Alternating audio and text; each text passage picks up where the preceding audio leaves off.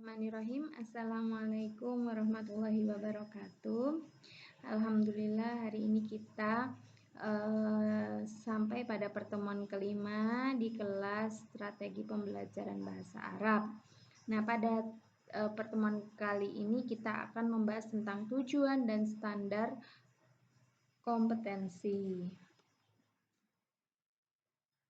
Nah, pentingnya perumusan tujuan ini adalah kegiatan pembelajaran yang dibangun oleh guru dan siswa.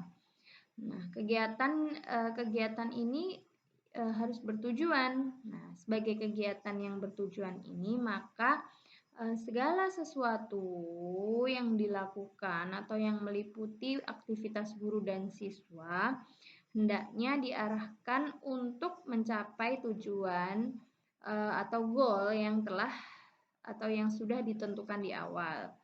Nah, dengan demikian dalam setting pembelajaran, kemudian proses pembelajaran, tujuan merupakan pengikat segala aktivitas guru dan siswa.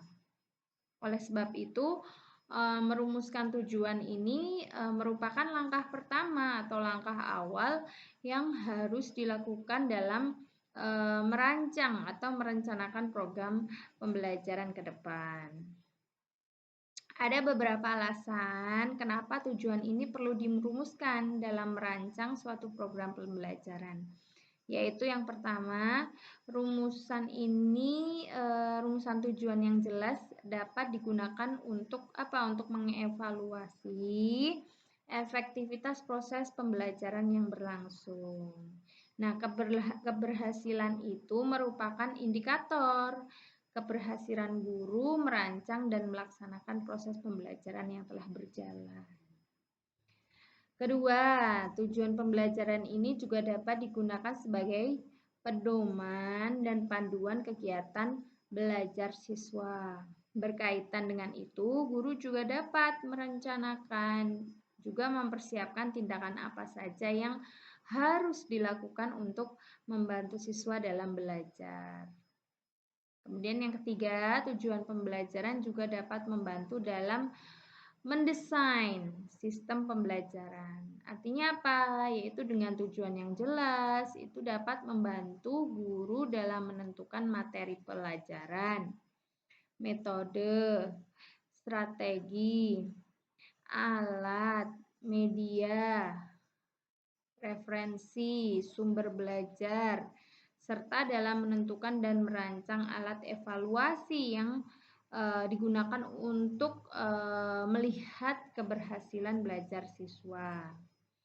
Kemudian yang keempat, tujuan pembelajaran ini dapat digunakan sebagai kontrol dalam menentukan batas-batas, kemudian kualitas pembelajaran. Artinya, melalui penetapan sebuah tujuan ini, guru bisa mengontrol sampai mana siswa telah menguasai kemampuan-kemampuan sesuai dengan tujuan dan tuntutan kurikulum tadi.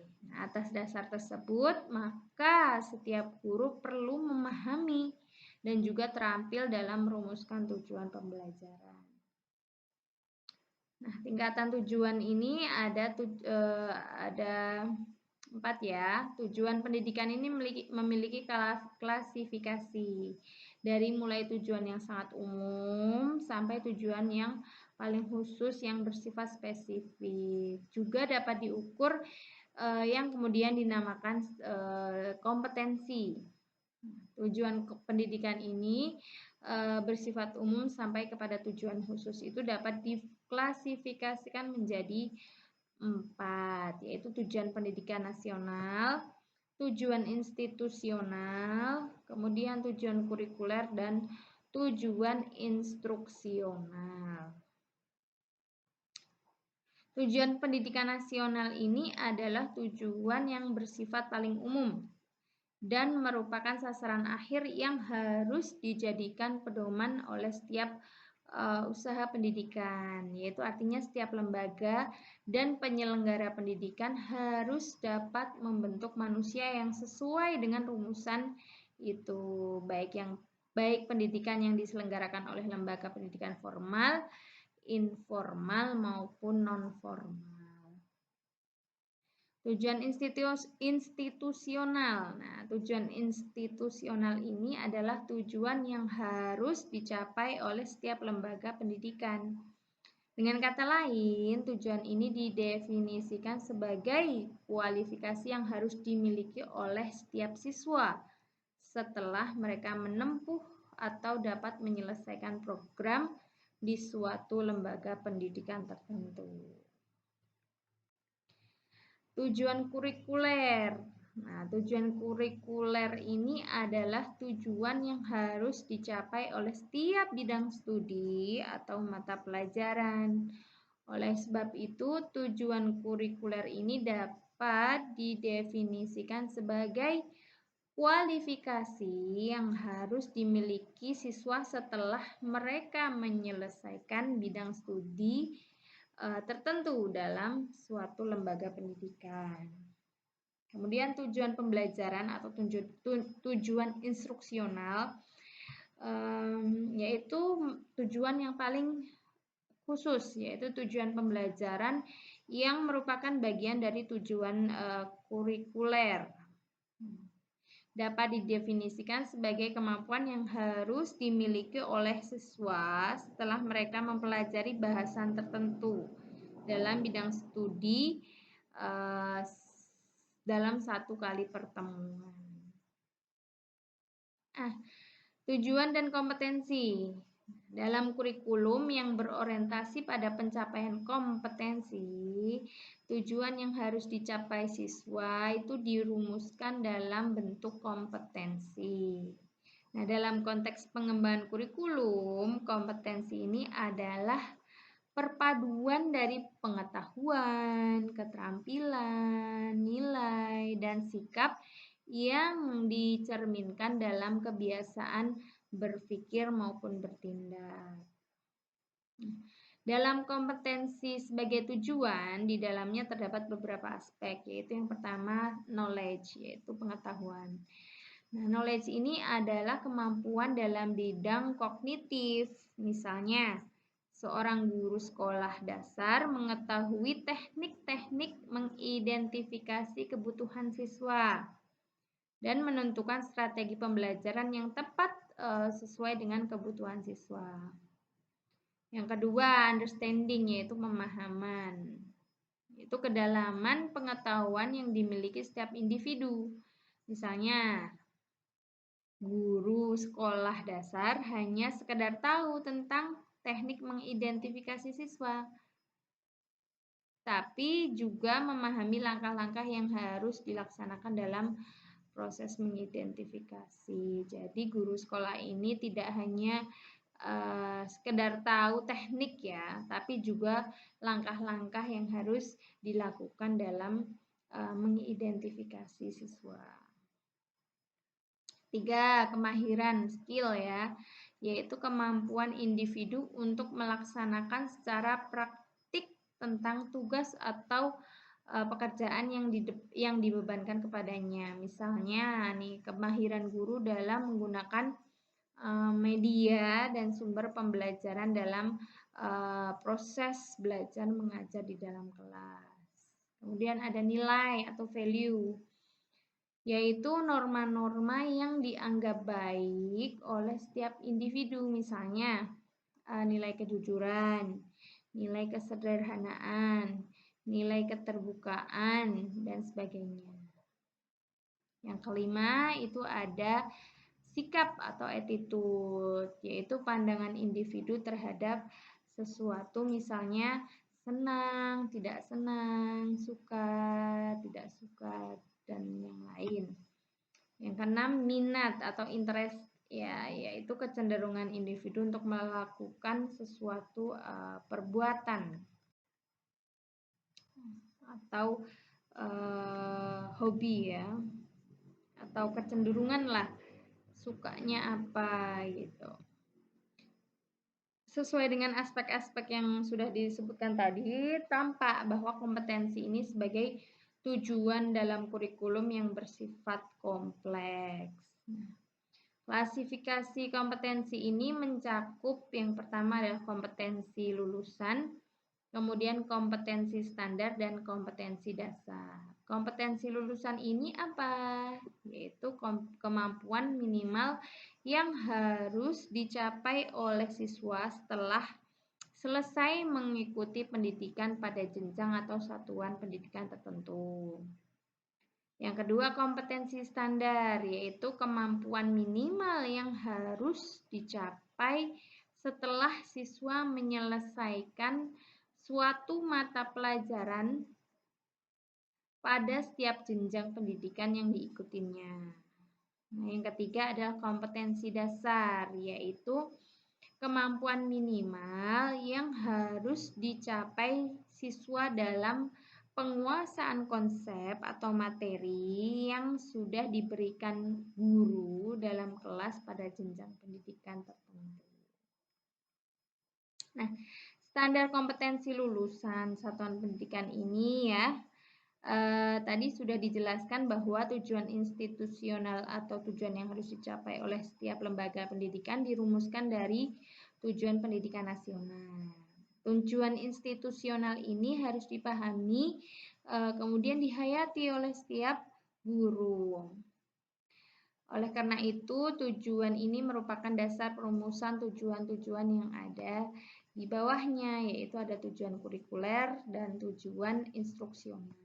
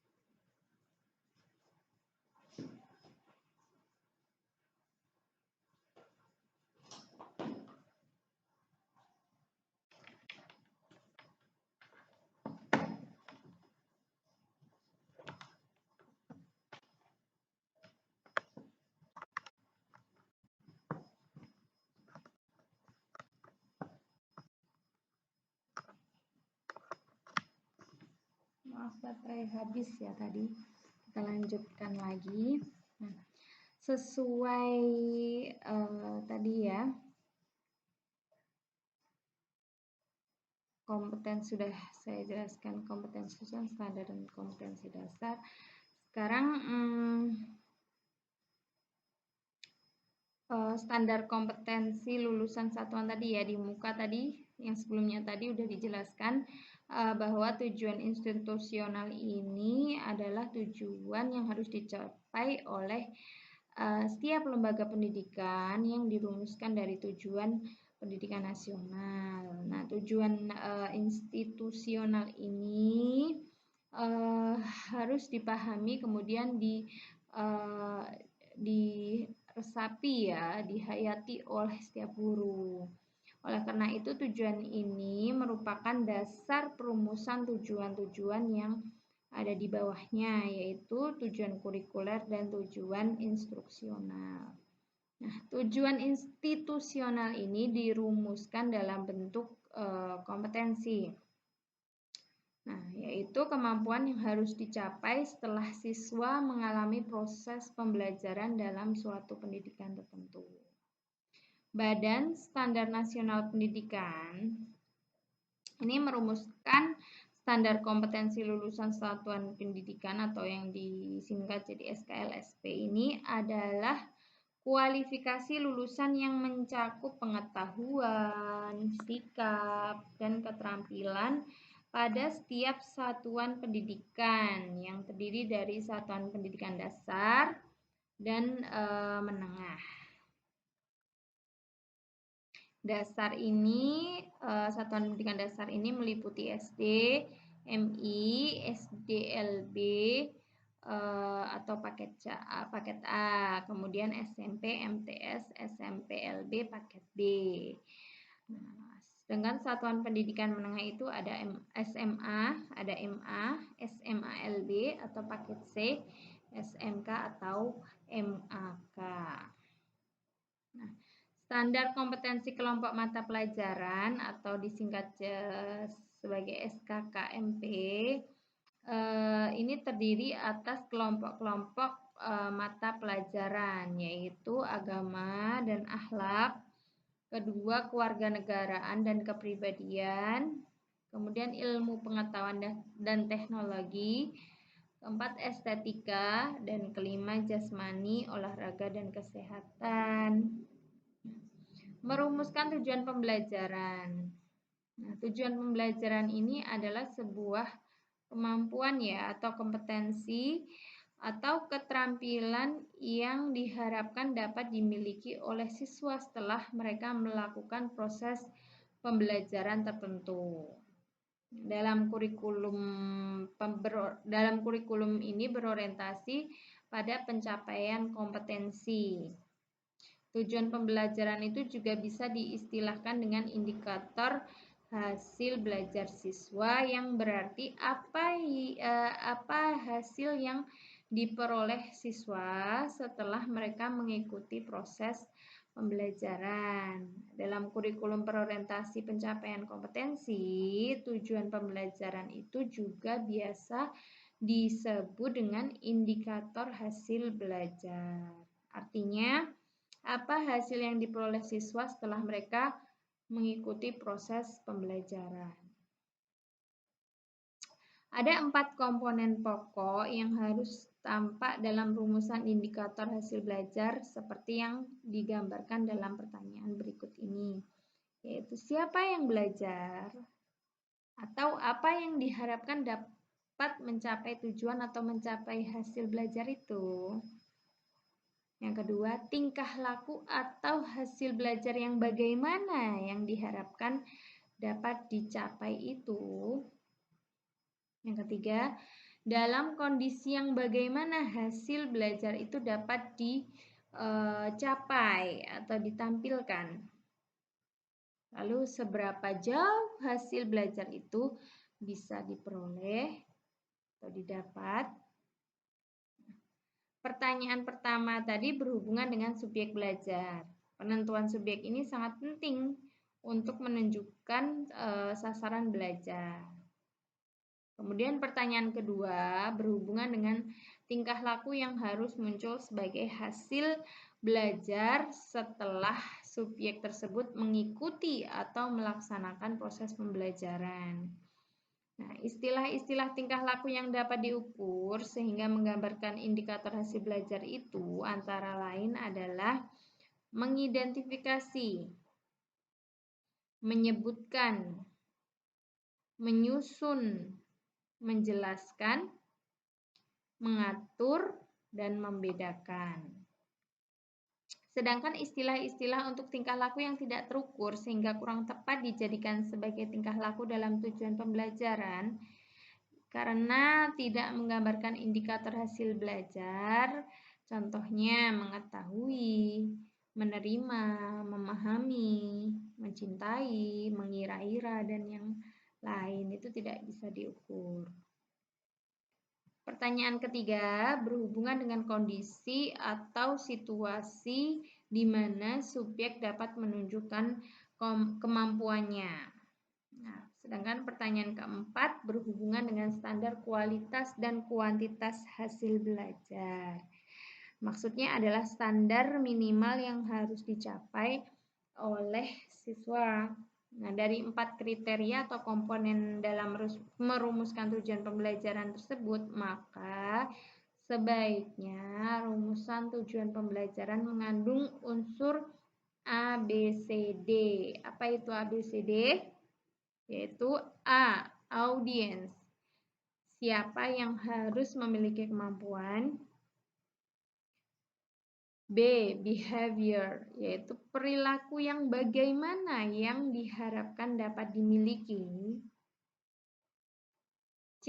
Condition, yaitu dalam kondisi atau situasi yang bagaimana subjek dapat menunjukkan kemampuan sebagai hasil belajar yang telah diperolehnya. Dan D. Degree, yaitu kualitas atau kuantitas tingkah laku yang diharapkan dicapai sebagai batas minimal. Oke. Sekian yang bisa saya sampaikan. Kemudian silahkan apa yang dapat ditangkap dari materi ini Anda tuliskan di kolom forum. Oke, sekian dari saya. Kurang lebihnya saya mohon maaf. Billahi taufiq wal hidayah. Wassalamualaikum warahmatullahi wabarakatuh.